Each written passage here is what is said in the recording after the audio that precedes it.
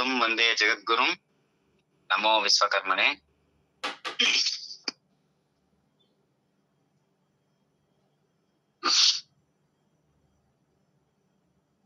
ఓం గణానాం త్వా గణపతిగం హవామహే కవిం కవీనాముపమశ్రవస్వం జ్యేష్ఠరాజం బ్రహ్మణాం బ్రహ్మణస్పదాన శృణ్వన్నోతి విశ్వేద సాధనం.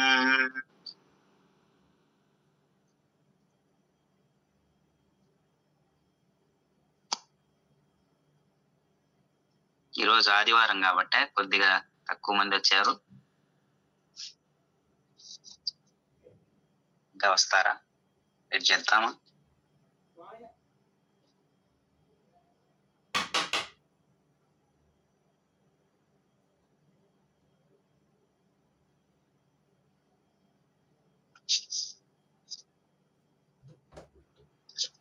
ఈరోజు చివరి మంత్రం 9వ మంత్రం. దేవత వచ్చేసి అగ్ని, ఛందస్సు విరాట్ గాయత్రి, స్వరము షడ్జం. షడ్జం అంటే చెప్పుకున్నాం కదా, షడ్జం శుద్ధ రిషభం, తర్వాత చతుశ్రుతి రిషభం, సాధారణ గాంధారం, అంతర గాంధారం, శుద్ధ మధ్యమం, ప్రతి మధ్యమం, శుద్ధ దైవతం, చతుశ్రుతి దైవతం, కైసిక నిషాదం, కాకల నిషాదం, వైషడ్జం మామూలే. ఇట్లా పంచమ ప్రకృతి స్వరం కదా, అందుకని చెప్పలేదు. పంచము మధ్యలో పంచము ఉంటుంది. సా పా సా. మనము ఒక బురదను ఎప్పుడైనా దాటుకునేటప్పుడు ఏం చేస్తామంటే ఒక 3 రాళ్ళు వేసుకుంటాం. అంటే మధ్యలో ఉండే దాటుకోవడానికి ఒక రాయి వేసుకొని, తర్వాత మధ్యలో ఇంకో రాయి వేసుకొని, ఆ తర్వాత మళ్ళీ రాయి వేసుకొని, మధ్యలో ఏముంటుంది? ప్రకృతి స్వరం. అది ప్రకృతి జనకంగా ఉన్నటువంటి స్వరం అన్నమాట. సా పా సా అనే 3 కూడా ప్రకృతి స్వరాలు. పంచమం అనేది విశేషంగా మధ్యలో సెంటర్ పాయింట్ గా ఉంటుంది అనమాట. ఇక్కడ ఆ రాళ్ళు సా మీద ఒక రాయి ఒక అడుగు వేసి, పా మీద ఒక అడుగు వేసి, పై షడ్జం మీద ఇంకొక అడుగు వేసి దాటుకుంటాం. మధ్యలో ఇంకా కొన్ని స్వరాలు ఉన్నాయి. సరి గా మా పా ద ని సా, సా ని ద పా మా గ రి సా. ఈ స్వర స్థానాలు అనేటివి ఉంటాయి అన్నమాట. అప్పుడు ఆధార షడ్జం, ఈ 9 స్వరాలు ఏ స్వరంలో పలకాలి అని చెప్పారు, ఇక్కడ ఇచ్చారు అంటే షడ్జంలో పలకాలి అని ఇచ్చారు. అంటే నాకు షడ్జం ఏమవుతుంది? సా, ఇది నా షడ్జం. ఈ శృతిలోనే చెప్పాలి మంత్రం అంతా, ఈ 9 మంత్రాలు కూడా. అమ్మాయిలకు శృతి పై ఉంటుంది కదా, అంటే పై పిచ్ 5-5.5 అట్లా ఉంటుంది. సా, నాకు ఈ సా అయితే సా సా. ఇక్కడ అమ్మాయిలు ఉంటుంది, వాళ్ళు ఆ స్వరంలోనే ఆ శృతిలోనే వాళ్ళకి అది షడ్జం, వాళ్ళ గాత్రానికి అది షడ్జం కాబట్టి వాళ్ళు ఆ శృతిలోనే చెప్పాల్సి ఉంటుంది. మొత్తానికి ఇక్కడ అధిష్టాన దేవత అగ్ని, ఛందస్సు విరాట్ గాయత్రి, స్వరం వచ్చేసి షడ్జం అనమాట.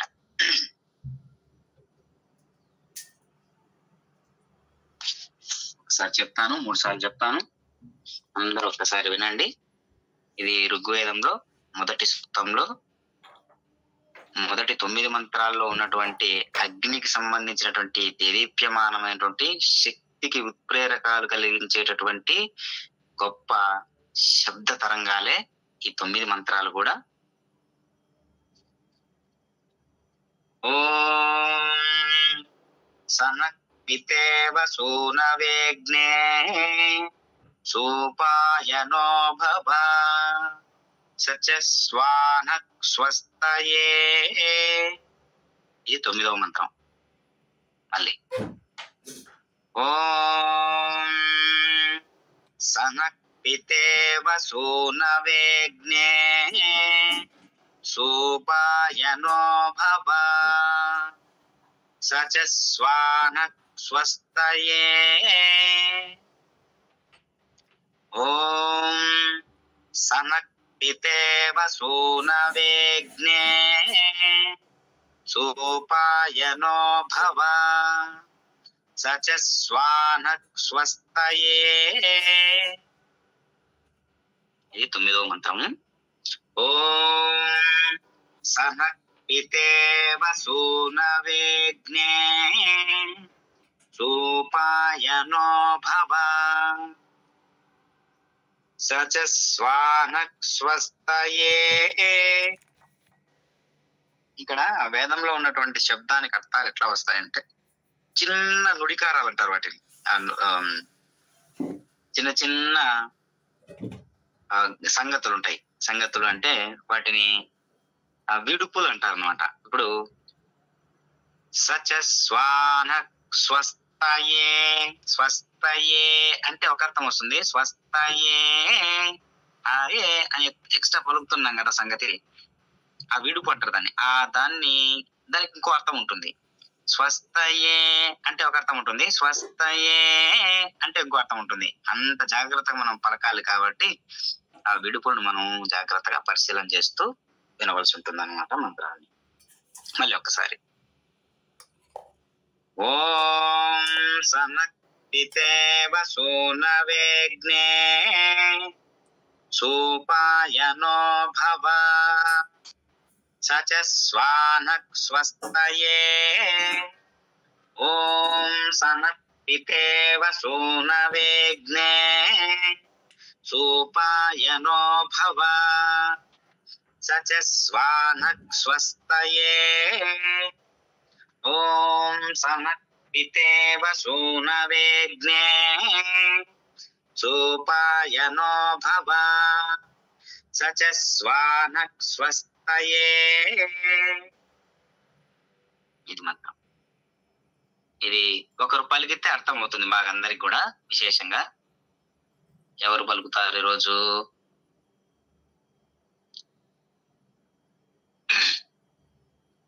సుహాసిని అక్క గారు ట్రై చేస్తారా?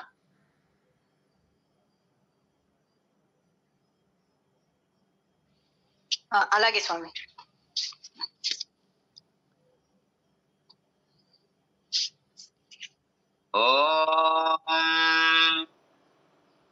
ఓం సనక్తితేవ సూనవేగ్నే సనః పితేవ సూనవేగ్నే. Very good. సూపాయనో భవ సూపాయనో భవ సచ స్వానక్ సచ స్వానః స్వస్తయే. స్వస్తయే. సూపర్ అక్క, భలే పలికారు. అంతే. ఇప్పుడు 2 సార్లు నేను చెప్తాను మళ్ళీ. ఓం సనక్తితేవ సూనవేగ్నే సూపాయనో భవ సచ స్వానక్ స్వస్తయే. ఓం సనక్తితేవ సూనవేగ్నే సూపాయనో భవ సచ స్వానక్ స్వస్తయే. ఇది 9వ మంత్రం. చిన్న చిన్న మంత్రాలే మనం ఇంతగా చెప్పుకుంటున్నామంటే వాటిలో ఉండే శక్తి ఏ పాటిదో మనం అర్థం చేసుకోవాల్సిన అవసరం ఉంటుంది. బీజాక్షరాలు అంటారే అవి ఎంతో శక్తివంతమైనటువంటి అనమాట. అందుకని అవి రహస్యంగా ఉంచుతారు. ఎక్కడంటే అక్కడ అవి ఎవరికంటే ఎవరికి అట్లా ఇచ్చేకి కుదరదు అనమాట. ఎందుకంటే వాళ్ళు వాటిని దుష్ప్రయోజనం కోసం వాడారనుకోండి, లేదంటే దాన్ని నెగ్లెక్ట్ చేశారనుకోండి, అది ఇచ్చిన వాడికి పాపం చుట్టుకుంటుంది, ఇచ్చిన వాడికి ఆ దోషం ఉంటుంది అన్నమాట. అందుకని సమర్థుడైనటువంటి వాడికి మంత్రం ఇస్తూ ఉంటారు. మన ఓవులవారిపల్లి పల్లెటూర్ల సైడు, అక్కడ పులివెందుల సైడు అయితే అక్షరం తీసుకున్నావా అంటూ ఉంటారు. అక్షరం అంటే బీజాక్షరం అని అర్థం. బీజాక్షర సహితంగా ఉన్నటువంటి మంత్రం అనమాట. అట్లాంటి బీజాక్షర సహితంగా ఉన్నటువంటి మంత్రాలే ఈ వేదంలో ఉన్నటువంటి మంత్రాలన్నీ కూడా. అందుకని మనం ఇంత జాగ్రత్తగా చెప్పుకోవాల్సిన అవసరం ఉంది. ఇక్కడ 9వ మంత్రంలో ఏం అసలు దీని అర్థం ఏంటి? ఓ అగ్ని, తనయునికి తండ్రి వలె మాకు సులభకరములైనటువంటి సకల సంపదలను సౌభాగ్యాలను కలగజేయుదుగాక, మాకు ఆనందం కలుగునట్టు ఎప్పుడు మా సన్నిధిలోనే ఉండెదవు గాక. స్వస్తి, ఆనందకరమైన స్థితి. ఇక్కడ ఏదో దేశంలో అనుకుంటా నిన్నటికి నిన్న మొత్తం అది గాడ్లెస్ కంట్రీ అంటది. ఆ కంట్రీ పేరే గాడ్లెస్ కంట్రీ అంట. ఒక చిన్న చిచ్చు, అగ్గి చిచ్చు ఏమైందంటే ఆ కంట్రీనే తగలబెట్టేసింది మొత్తం. అంటే నమ్మకం లేనప్పుడు ఎట్లా ఉంటుందంటే, ప్రకృతిని నమ్మకపోతే, విశ్వసించకపోతే, కళ్ళ ముందు కనిపిస్తా ఉండే ఒక వస్తువుని నువ్వు నమ్మలేకపోతే, వస్తు రూపంగా ఉన్నటువంటిదే ప్రకృతి. వస్తు రూపంగా ఉన్నటువంటి ప్రకృతిని వస్తువుగా మార్చినటువంటి పరమాత్మ విశ్వకర్మ పరమాత్మ. ఆయన విశ్వ శరీరంగా ఉండి చేస్తూ ఉంటాడు అన్ని. కావున సర్వస్య విశ్వకర్మ, సర్వస్య కర్త, సర్వస్య భర్త, అదే విశ్వకర్మ. అప్పుడు కంటికి కనిపించే ప్రతి దానికి ఆధారమైనటువంటి వాడు ఒకడున్నాడు. కంటికి కనిపించేటటువంటి ఆధారమైనటువంటి అన్నిటికీ సూక్ష్మంగా పరిశీలన చేస్తే నడిపించేటటువంటి వాడు ఒకడు ఉంటాడు. ఫ్యాన్ తిరుగుతా ఉంది అంటే అది నియతి అనమాట. ఆ ఫ్యాన్ ను తయారు చేసినటువంటి వాడు నియంత. నియంత. ఈ సృష్టిలో కనిపించేవన్నీ కూడా నియతి. ఆ నియతికి ఆధారమైనటువంటి కూడా నియంతగా ఉంటాయి అన్నమాట. అది మనం చేసుకోవాలి. తండ్రి వలె, బిడ్డడుకు తండ్రి వలె నీవు అధిష్టాన దేవుడివై మమ్మల్ని ఆదరింపు. ఇంకోరు పక్కింటోడో పెద్దవాడో ఇంకో స్నేహితులు లాంటి వాడు అని చెప్పలే. ఇక్కడ తండ్రి వంటి వాడవై ఎందుకు సంబోధిస్తున్నారు అంటే, తండ్రి గుండెల మీద తన్నించుకుంటాడు కూడా, తండ్రి తల మీద ఎక్కించుకుంటాడు, తల్లి జుట్టు లాగించుకుంటాడు తండ్రి ఆ పిల్లాడి చేత.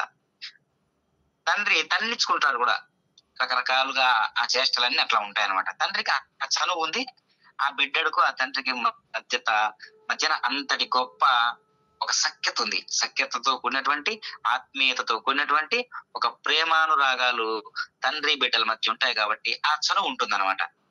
అందుకే ఓ అగ్ని తనయునికి తండ్రి వలె మాకు సులభకరమైనటువంటి సకల సంపదలను. అసలు అగ్నికి సంపదకి ఏమైనా సంబంధం ఉందా అని మనం ఆలోచిస్తే, అసలు అగ్ని లేనిదే ఏ సంకల్పము పుట్టదని మనం చెప్పుకున్నాం. ఏ ఆలోచన కూడా లేదని చెప్పుకుంటున్నాం. ఏ కార్యము కూడా లేదని చెప్పుకుంటున్నాం.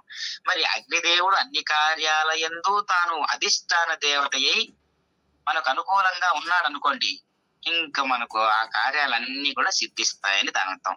అందుకని ఏ చిన్న కార్యం చేసినా మనం దీపాన్ని వెలిగిస్తాం. అగ్నితత్వాన్ని మనలో ఆ వెలిగే కంటే ముందే మనలో అగ్నితత్వం ప్రేరేపించబడుతూ ఉన్నది. అది మనం గ్రహించలేకున్నాం అంతే. అందుకనే వేదం చెబుతూ ఉన్నది జాగ్రత్త, తస్మాత్ జాగ్రత్త. జాగృతావస్థ అనేది కూడా మళ్ళీ అగ్నితో సమానమే. సంగీతం గ్రూప్ లో నిన్న లీలావతమ్మ గారు పాడారు ఒక పెద్ద తత్వగీతం. దాంట్లో అంతా ఇదే. జాగృత, స్వప్న, సుషుప్తి అనేటటువంటి 3 ఉంటాయి. జాగృతావస్థలో ఉండుము. అది ఆ జాగృతావస్థలో జీవుడు మేల్కొన్నప్పుడు సుప్తావస్థ అణిగిపోతుంది. సుప్తావస్థ అంటే నిద్రావస్థ. జీవుడు మేల్కొల్పే స్థితి, మేల్కొన్న స్థితి జాగృతావస్థ. ఆ జాగృతావస్థ కూడా ఒక చోట ఆగిపోతుంది. ఆ స్థితి పేరు ఏంటంటే అదే తురీయం. జాగృత్, స్వప్న, సుషుప్తి, తురీయం. స్వప్నాన్ని దాటుకుంటాం, సుషుప్తిని దాటుకుంటాం, జాగృతావస్థను కూడా దాటుకోవాలి. ఆ జాగృతావస్థ దేనికోసం డ్యూటీ చేయాలి? తురియావస్థ అనేటటువంటి అల్టిమేట్ స్థాయి కోసం ప్రాక్టీస్ చేయాలి. ఆ తురియావస్థే జీవన్ముక్తిగా జీవించేటట్లు చేసేటటువంటి ఒక అవస్థ, వ్యవస్థ. దానికోసం చేసే సాధనలన్నీ కూడా మనకు ఎంతో మంది చెప్పి ఉన్నారు. అట్లా చెప్పిన వాళ్ళలో కుండలిని యోగం గురించి, షట్చక్రాల గురించి వీరబ్రహ్మేంద్ర స్వాములు వారు చెప్పినట్లుగా ఇంకెవరు చెప్పలేదు, ఏ గురువు చెప్పలేదు.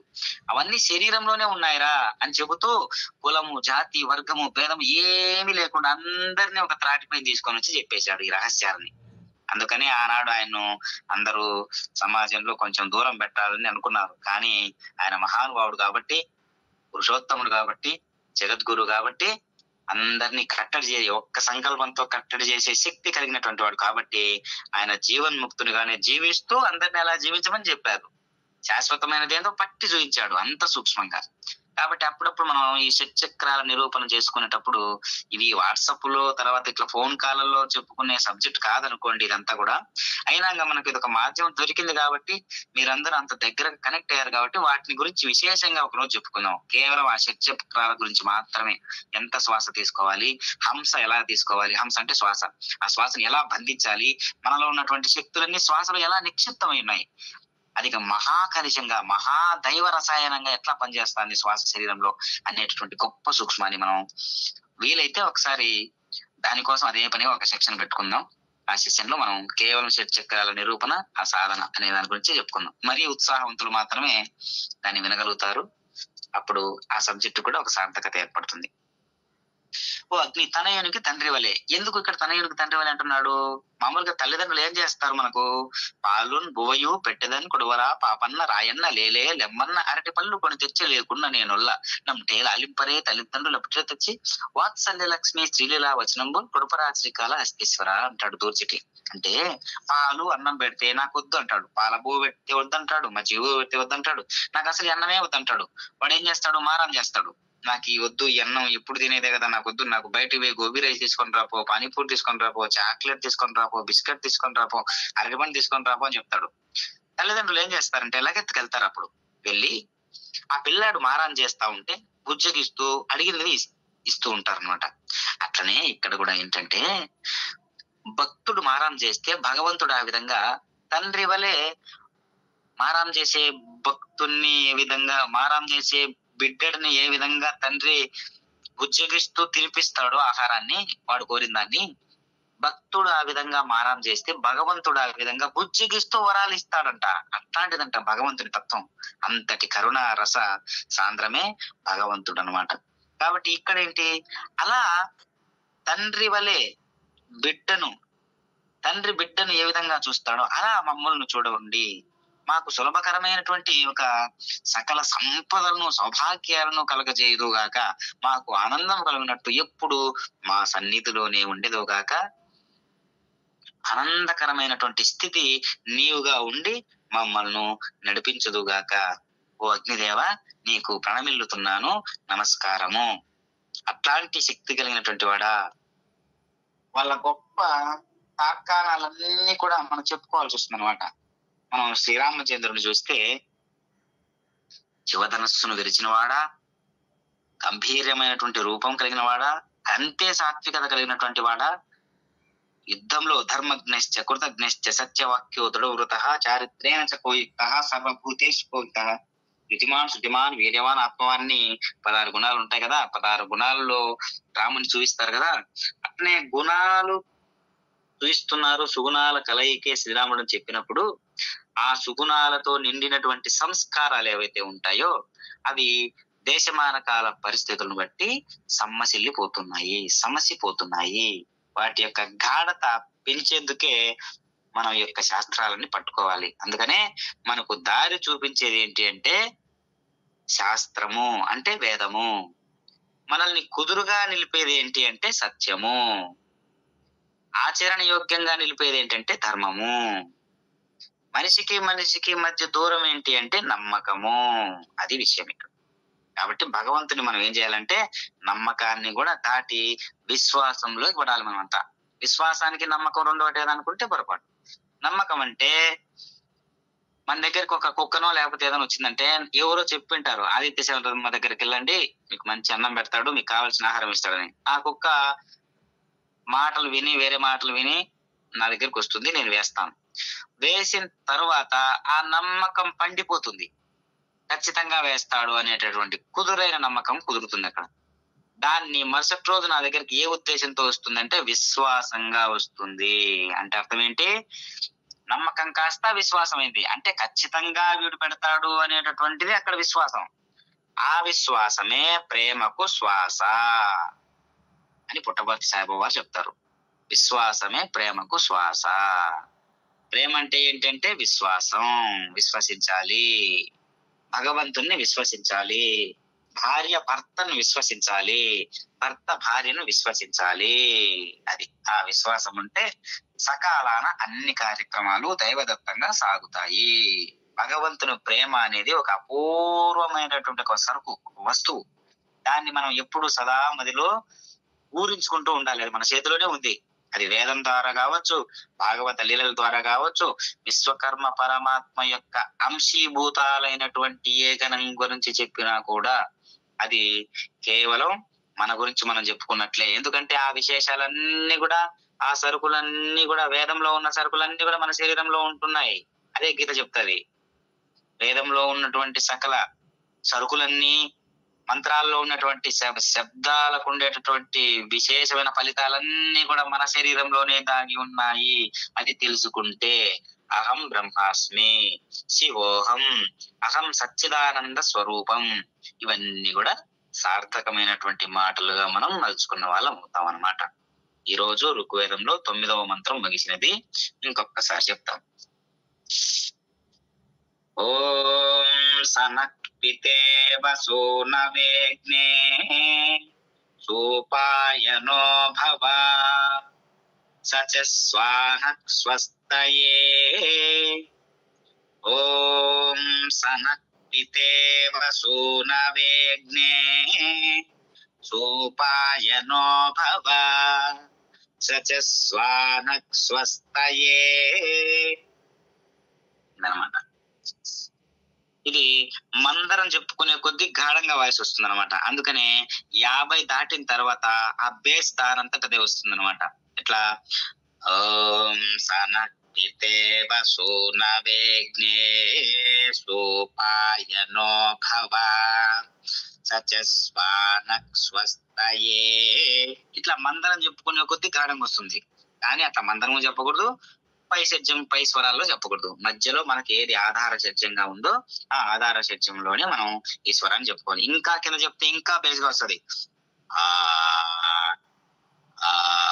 ఓం సనక్పితేవ సూనవేగ్నే సూపాయనో భవ సచస్వానక్ స్వస్తయే. ఇది ఇంకా గాఢంగా వస్తుంది అనమాట. అంటే నేను సా కంటే కింద పలికాను, అంటే నీ విషాదం దైవతంలో పలికాను అనమాట. సా కంటే పైన పలకకూడదు, సా కంటే కింద పలకకూడదు. సహజంగా నేను మాట్లాడుతున్నటువంటి ఏ మాటలు ఉన్నాయో సహజంగా ఏ ప్రెజర్ లేకుండా అది నాకు శృతి, అది నాకు ఆధార షడ్జం. ఆ షడ్జంలోనే మనం మంత్రం చెప్పాల్సింది. సహజంగా మనం మాట్లాడేటప్పుడు ఏ వాయిస్ వస్తుందో ఆ వాయిస్ లో ఈశ్వరం చెప్పాలి. దాని అర్థం సింపుల్ గా చెప్పాలంటే మీ అందరికి ఓం సనక్పితేవ సూనవేగ్నే సూపాయనో భవ సచస్వానక్ స్వస్తయే. అది ఈనాటి 9 మంత్రాలు ఈనాటితో ముగిసినవి. మనం వీటిని చక్కగా రేపు రివిజన్ చేయాల్సి ఉంటుంది. 9 మంత్రాలు కూడా అందరూ నేర్చేసుకుంటే ఇంకా మంచిది. ప్రతిరోజు కూడా ఈ 9 మంత్రాలు ఏదో ఒక సందర్భంలో దేవుని పూజా మందిరంలో కూర్చొని మీరు జస్ట్ 1 నిమిషం 2 నిమిషాలు అయిపోతుంది. అంటే 2 నిమిషాల్లో ఈ 9 మంత్రాలు చెప్పేసి చేసుకోవచ్చు. కావున ఆ 2 నిమిషాలు కేటాయిస్తే చాలు. ఒక్క సూక్తం చాలు. ఈ ఒక్క సూక్తంలోనే సమస్తము దాగి ఉందన్నమాట. ఇంకా మీకు వీలైతే నాసది సూక్తం అంటే అవన్నీ నోట్లో చేసుకున్నవి చెప్పుకుంటూ అసలు వేదం చదువుకున్న క్షణాలు ఏవైతే ఉన్నాయో అవే అసలైన జీవితాలంటే. ఇంకా వాటిని ఆచరణంగా అమలిస్తే అది అసలైన దేవుని సహజ స్వరూపం అవుతుందన్నమాట. ఎందుకు? మన ఊరికే చదివే వరకే పోకుండా దాన్ని ఆచరణ యోగ్యంగా ఆచరణ పూర్ణంగా దాన్ని మార్చుకున్నప్పుడు ఏమవుతుందంటే మనము కూడా వేద శరీరులమే అవుతాము అన్నమాట. వేదములే నీ శరీరమట విమల నారసింహ అని అన్నమాచార్యుల వారి కీర్తన ఒకటి ఉంది. వేదములే నీ నివాసమట విమల నారసింహ విమల నారసింహ. అంటే వేదములన్నీ కూడా నీ శరీరమే, నీ శరీరం నుంచి ఉద్భవించినటువంటివే అనేటటువంటిది అక్కడ చెబుతూ ఉన్నారన్నమాట. అందుకనే వేదాన్ని మనం అధ్యయనం చేసేటటువంటి స్వరూపం ఏదైతే ఉందో, వేదాన్ని మనం ఏదైతే శక్తివంతంగా తీసుకొని జాగ్రత్తగా మనం అనుసరించదగిన అంశాలన్నీ ఎక్కడైతే ఉంటాయో అక్కడే మన జీవితాలన్నీ కూడా పండిపోయి ఉంటాయి, నిండుగా ఉంటాయని దాని అర్థం అనమాట. అందుకే తన అగ్ని అనేటటువంటి వాడు మనకు తండ్రిలాగా ఆదరిస్తూ ఉంటాడు జీవులందరినీ కూడా. జీవుడు అనేటటువంటి వాడు ఒక మళ్ళీ అగ్ని, వెలుగుతున్నటువంటి ఒక తేజో విరాజితమైనటువంటి అగ్ని. అట్లాంటి అగ్నిని ఈ అగ్ని ఏం చేస్తూ ఉంటాడంటే చల్లగా చూస్తూ కాపాడుతూ సకల క్షేమ స్థైర్య విజయ అభయ ఆయుర ఆరోగ్యాలన్నీ కూడా కలిగేటట్లుగా చూస్తూ ఉంటాడనమాట. కావున ఈనాటి ఈ 9 మంత్రాల్లో చివరిదైన ఈ మంత్రం అద్భుతంగా మలచబడింది. ఇంకా కొత్తగా 2 యాడ్ అయ్యారు కాబట్టి వారి కోసం మళ్ళీ ఒకసారి చెప్తాను నేను. ఇప్పుడు 9వ మంత్రం 1వ సూక్తం ఋగ్వేదంలో ఉన్నటువంటి మొదటి సూక్తంలో చివరి అయినటువంటి 9వ మంత్రం. దేవత వచ్చి అగ్ని, ఛందస్సు విరాట్ గాయత్రి, స్వరం వచ్చేసి షడ్జం. ఓం సనక్పితేవ సోనవేగ్నే, ఓం సనక్పితేవ సోనవేగ్నే, సూపాయనో భవ, సూపాయనో భవ, సచస్వానక్ స్వస్తయే, సచస్వానక్ స్వస్తయే. ఇది 9వ మంత్రం అన్నమాట. కావున ఈ 9 మంత్రాల గురించి మళ్ళీ రివిజన్ చేసుకుందాము. ఎవరు పలకడానికి ఉత్సాహంగా ఉన్నారో వాళ్ళు రేపటికి ప్రిపేర్ అయితే ఇంకా ఆనందం. ఈనాటితో ఈ 9వ మంత్రంతో ఈనాడు ఋగ్వేద పాఠం సమాప్తం. స్వస్తి. నమో విశ్వకర్మనే. వందే వేదం, వందే జగద్గురు. వేదం వందే జగత్. ఈరోజు ఆదివారం. ఎవరైనా అన్న ప్రసాద వితరణకు రాదలిచిన వారు ఈ గ్రూపులో ఉన్నటువంటి వారు మంచినీళ్ళ కుంట వద్దకు వచ్చి శివాలయం వద్ద సంకల్పం చెప్పుకొని మొదలు పెడతాం. మామూలు టైమే 10:30కు. అక్కడికి వస్తే మనమందరం సంకల్పంతో పాటు అన్నార్థులైనటువంటి ఫుట్పాత్ల మీద ఉన్నటువంటి అన్నార్థులైనటువంటి వారికి అన్న ప్రసాదాన్ని ఇచ్చే మహత్తర కార్యక్రమాన్ని చేపట్టవచ్చు స్వయంగా. ఈ గ్రూపులో ఉన్నటువంటి వాళ్ళు అనుకూలంగా ఉంటే ఈ కార్యక్రమంలో పాల్గొనవచ్చు. దేవదాస్ సారు యథాతథంగా వస్తూ ఉంటారు. ఇక్కడే మన ఇంటి దగ్గరే కాబట్టి రాదలిచిన వాళ్ళు రావచ్చు.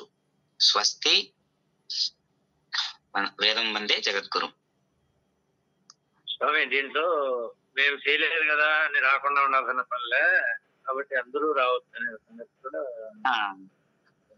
పాల్గొంటే చాలు. మీరు జస్ట్ పాల్గొంటే చాలు.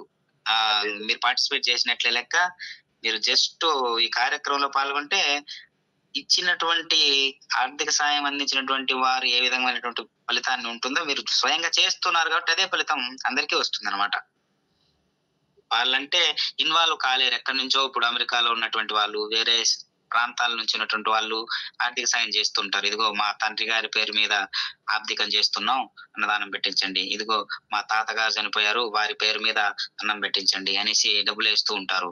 ఆ పెట్టించిన ఉద్దేశం ఇక్కడ సఫలీకృతం చేసే కార్యక్రమం చేస్తున్నాం కాబట్టి వారి ఉద్దేశం ఎంతలా దీంట్లో ఉంటుందో ఇక్కడ పార్టిసిపేట్ చేసే వాళ్ళకు కూడా అదే ఫలితం ఉంటుంది. వాళ్ళు కూడా పూర్తిగా ఇన్వాల్వ్ అయినట్లు లెక్క అనమాట. కాబట్టి ఈ మహత్తరమైనటువంటి కార్యక్రమంలోకి మీరు జస్ట్ ఇన్వాల్వ్ అయితే చాలు. ఎందుకంటే మనం బ్రతికుండి సాటి జీవుడు ఆవేదన పొందుతూ మనం దర్జాలైపు అనుభవిస్తూ మనం వాళ్ళ యొక్క స్థితిగతులు అన్నిటినీ ఏ జన్మలోనో ఉండేటటువంటి లక్షణాలు కదా ఇవన్నీ. నేను చెప్తూ ఉంటాను అప్పుడప్పుడు, ఈ జన్మలో అయినా సరే వచ్చే జన్మలో అయినా సరే మాకు ఉన్నతమైనటువంటి జన్మ ప్రసాదించమని కోరుకోండి. కనీసం ఇప్పుడే ఎందుకు వాళ్ళలోనే కొట్లాడుతూ ఉంటారు. మళ్ళీ నేను ఇక్కడ వెనకాల ఉండాలి, నేను ఇక్కడ ఉండాలనేసి. వాళ్ళ అవస్థలు అయితే ఇంకా మారలే. పశ్చాత్తాపం పడాలి. పశ్చాత్తాపడినప్పుడే దాన్ని ప్రాయశ్చిత్తం అంటారు. ప్రాయశ్చిత్తానికి మించినటువంటి శిక్ష ఇంకోటి లేదు. పశ్చాత్తాపానికి మించినటువంటి శిక్ష ఇంకొకటి లేదు. అది కనీసం వాళ్ళకు చెప్పాల్సిన బాధ్యత ఉంటుంది. మనకు బాధ్యతగా మనం తండ్రిలాగా వ్యవహరించాలి వాళ్ళ దృష్టిలో. వాళ్ళందరూ కూడా చిన్న బిడ్డలతో సమానం మనకు. అది మనం గౌరవించాలి. కావున మనకు ఒక మాట అనేదానికి కూడా ఒక స్వేచ్ఛ ఉంటుంది అక్కడ. ఎందుకంటే మనం భక్తితో పెడుతున్నాం, గొప్ప సంకల్పంతో పెడుతున్నాం కాబట్టి. అది యథాతథంగా 10:30కు మామూలుగా ప్రతి సండే 10:30కు స్టార్ట్ చేస్తాం. 12 లోపల ఈ కార్యక్రమం ముగుస్తుంది అనమాట. ఒక రౌండ్ అట్లా వేసేస్తాం. ఫుట్పాత్ల మీద సిమ్స్ దగ్గర నుంచి అట్లా కపిల్ తీర్థం వరకు వెళ్ళొస్తాం. కంప్లీట్ అయిపోతుంది మనం అనుకున్న టార్గెట్. చంద్రాచార్యుల వారు మీరు ఉన్నారనుకుంటా ఇక్కడే తిరుపతిలో. ఓ మర్చిపోయాను. రైట్. ఓకే. మీ నంబర్ అక్కడ ఉంది కదా. రైట్. ఓకే. తర్వాత ఇదంతా రికార్డ్ చేస్తూ ఉన్నారు ఏలూరు సాయి గారు. సైలెంట్ కిల్లర్ లాగా మనం మాట్లాడే ప్రతి మాట కూడా సంక్షిప్తపరుస్తూ ఏలూరు సాయి కృష్ణ గారు ప్రతి వీడియో వైకుంఠ ఏకాదశి రోజు నుంచి ఈ రోజు వరకు కూడా ఋగ్వేదం స్టార్ట్ చేసుకున్నప్పటి నుంచి కూడా ఈ రోజు వరకు కూడా ప్రతి దాన్ని రికార్డ్ చేసి మనం ప్రతి మాటను ప్రతి స్పందనను వారు యూట్యూబ్ లో పెడుతూ ఉన్నారనమాట. క్లాస్ ఎంత అయితే అంత. సాయి గారు మీరు ఒక్కసారి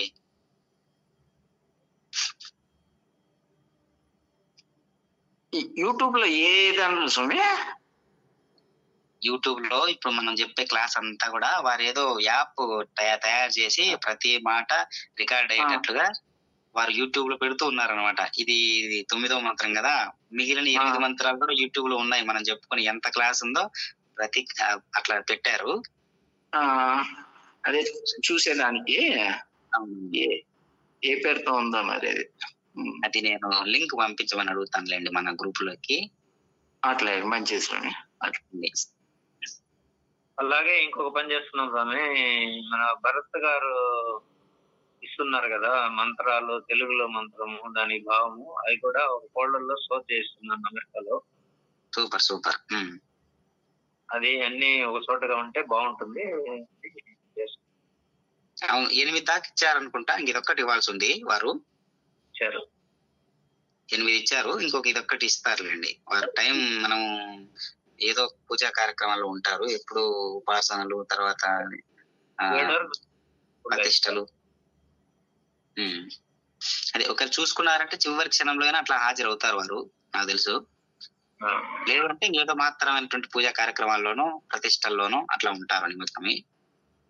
బట్ అది మనకు ఇన్ఫర్మేషన్ కాబట్టి దాన్ని స్టోర్ చేసి పెట్టేసేస్తే మళ్ళీ తర్వాత మన ప్రింటింగ్ ఈజీ అవుతుంది. చాలా గొప్ప విశేషం. అసలు ఆ వేద మంత్రాన్ని తెలుగులో చందోబద్ధంగా పద్య రూపంగా మలచడం అనేది ఒక విశేషవంతమైనటువంటి ప్రజ్ఞ కదా. అసలు ఎంత గొప్ప ప్రతిభ ఉండాలి, ఎంత గొప్ప ఆ పటుత్వం ఉండాలి, పాండిత్యం ఉండాలి. గొప్ప విషయం. చందో అంటే ఇప్పుడు విరాట్ గాయత్రి అన్నారు, అటువంటి ఛందస్సు అని, లేదంటే మామూలు పద్యాలకు వచ్చే ఛందస్సు? పద్యాల్లో వస్తాయి కదా అది ఒకసారి చూడాలి సార్. విరాట్ గాయత్రి అంటే దాని లక్షణం ఏంటో, అది వ్యాకరణ అంశానికి సంబంధించినటువంటిది కాబట్టి దాన్ని కొంచెం విశేషంగా చెప్పుకోవాల్సి ఉంటుంది. నాకైతే తెలీదు. పద్యాల్లో వచ్చే ఛందస్సు అనుకున్నా, కానీ ఈ పేర్లు ఈ ఛందస్సు పేర్లు వినలేదు ఇంతవరకు. దానికి గణాలు ఉంటాయి, ఆ గణాలు క్యాలిక్యులేట్ చేసుకుని దాని ప్రకారం చూడాలి. అది సరే, అంతవరకు ఓకే. కానీ ఇక్కడ దాదాపు 100ల్లో ఉన్నాయన్నమాట. వేదంలో ఉన్నటువంటి ఛందస్సులు అనేక 100లు. ఆ 100ల ఛందస్సులు ఇవి ఒకటి.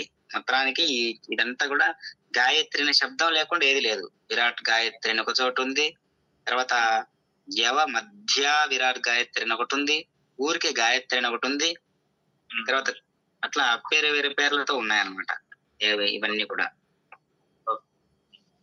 కాబట్టి వారు పద్య రూపం మార్చడం అనేది విశేషం అనమాట. అది ఛందస్సుతో ఉంది అంటే అది పద్యమే, గణాలతో నిర్మించబడింది అంటే అది పద్యమే. కాబట్టి వారికి అనుకూలమైన ఛందో నియమంగా రాస్తుంటారు. మామూలుగా నేను ఫేస్బుక్ లో చూస్తుంటాను భరత్ గారు రాసేటటువంటివి.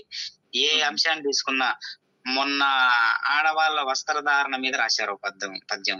ఎంత అందంగా ఉందంటే, చింపుకొని వేస్తారు కదా జీన్స్ ప్యాంట్లు, టీ షర్ట్లు. మనం కూడా ఒకసారి మాట్లాడుకున్నాం కదా, చింపు లింపుగా ఉండు వీరికి అని ఒక పద్యం రాశాడు. ఎంత బాగుందంటే అది.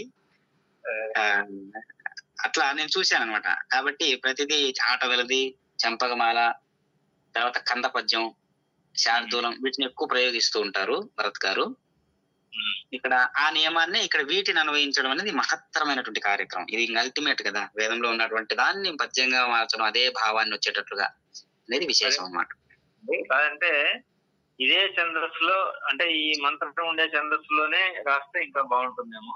దాన్ని కూడా అది కొంచెం అంటే తాను ఫస్ట్ రోజే చెప్పాడు కదా. ఫస్ట్ రోజే తాను ఏం చెప్పారంటే, నేను ఆట వెలది, చంపకమాల, తేటగీతి, కందం వీటిల్లో మాత్రమే ప్రయోగం చేస్తున్నానని. అప్పుడు వీటిల్లో పెట్టాలంటే అప్పుడు ఈ ఛందస్సు మొత్తం వ్యాకరణం అంతా చదవాల్సి ఉంటుంది. ఎందుకంటే ఒక్కొక్క మంత్రం ఒక్కొక్క ఛందస్సుతో ఉందనుకోండి, వేదంలో ఇంక వచ్చేటివన్నీ కూడా రకరకాల ఛందస్సులు వస్తూ ఉంటాయి. ఇంకా వాటన్నిటి మీద కూడా దృష్టి పెట్టాల్సి వస్తుంది. అది ఒక వ్యాకరణ సబ్జెక్ట్ వేరే అయిపోతుంది. మొత్తానికి ఏదో ఒక భావం, ఆ వచ్చే మంత్రంలో ఉన్నటువంటి భావాన్ని తనకొచ్చిన ఛందస్సులో రాసుకోవడం బెటర్ అనమాట. ఎందుకంటే అది ఇంకా సులభంగా ఉంటుంది కూడా. ఇక్కడ మళ్ళీ ఈ ఛందస్సు మీద ప్రత్యేక నిష్ట పెట్టి, గురి పెట్టి అంటే అది కొంచెం పెద్ద సాహసమే అవుతుంది. ఇంతవరకు అందిస్తున్నందుకు మనం గర్వపడాలి, వారిని అభినందించాలి. ప్రౌడ్. ఏం డౌట్ ఏం లే, it is hats off him. కాదంటే ఒకటేమంటే, రేపు ఉత్తరోత్తర కూడా దీన్ని ఒక ప్రామాణికంగా చేయాలని అనుకుంటే వేద పండితులు కానీ ఎవరైనా నిష్ణాతులు ఉంటారు, అదే ఛందస్సులో గానే ఉంటే దీన్ని ఒక ప్రామాణికంగా తీసుకుంటారు అనేది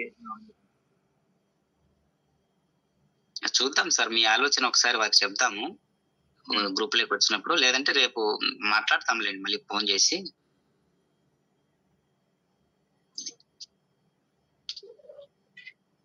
సరే, ఈనాటితో ఈ పాఠం ముగిసినది. 9 మంత్రాలు ముగిసినవి, అది విశేషం. మనం రేపటి రోజు మొత్తం అన్ని రివిజన్ చేసుకుందాం. ఎవరో ఒకరు పలికితే, లేదంటే అందరూ పలికినా నేను టైం తీసుకుంటాను, నో ప్రాబ్లం.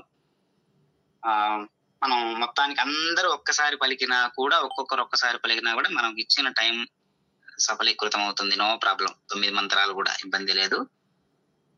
రేపు ఒక్కసారి మొదటి మంత్రం నుంచి అన్ని చెప్పుకునే అవకాశం కలిగించుకుందాం. పలకడానికి కూడా సిద్ధంగా ఉండండి. మ్యూట్ లో ఉండి కూడా మీరు పలుకుతూ ఉండండి, సైలెంట్ గా ఉండకుండా మ్యూట్ లో ఉండి కూడా మీరు చెప్తూ ఉన్నది పలుకుతూ ఉంటే అప్పుడు అది మనం అనుకున్న స్థాయిలో పాఠం అవుతుంది, అది విశేషం. సరేనండి, అందరికీ స్వస్తి.